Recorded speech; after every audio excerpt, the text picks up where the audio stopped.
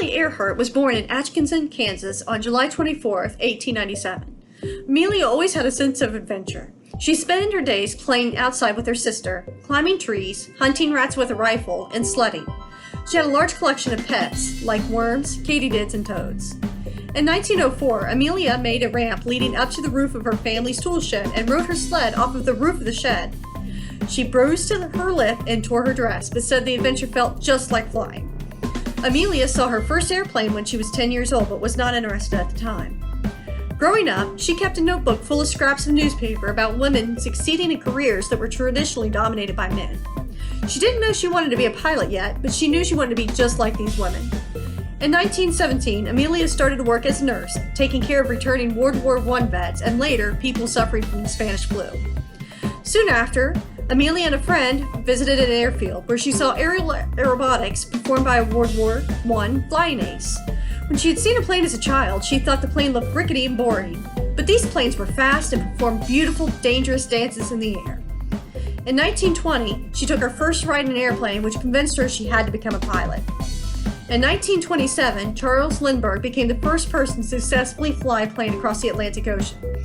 She knew she wanted to take this flight too, so a year later she volunteered to be part of the next transatlantic flight.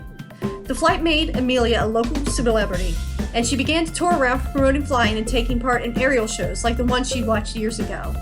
In 1932, she became the first woman to fly across the Atlantic Ocean by herself, from which she received the Distinguished Flying Cross and the Legion of Honor from France. She made several other famous flights, including one from California to Hawaii. In 1937, she decided to attempt something that had never been done before, to fly all the way around the world.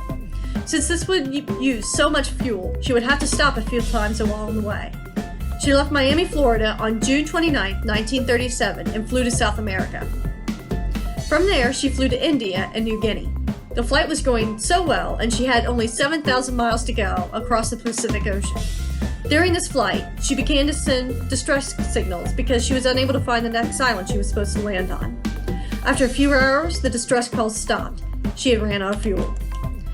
She likely crashed somewhere in the Pacific Ocean. Her aircraft was never found, and it remains a mystery to this day whether she survived some time on a deserted isle or passed away in a crash.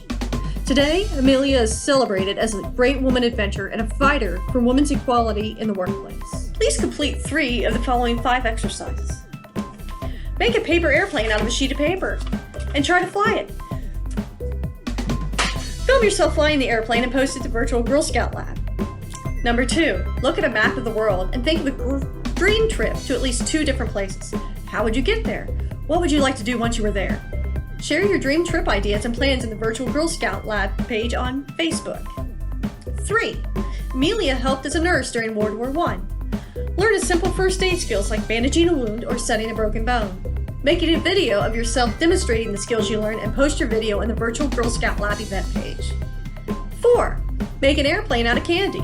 It won't fly, but it sure would be sweet. 5, research the places that Amelia landed on her flight around the world. Try to learn more about one of those places. Who lives there? What was the weather like? And what kind of animals are there?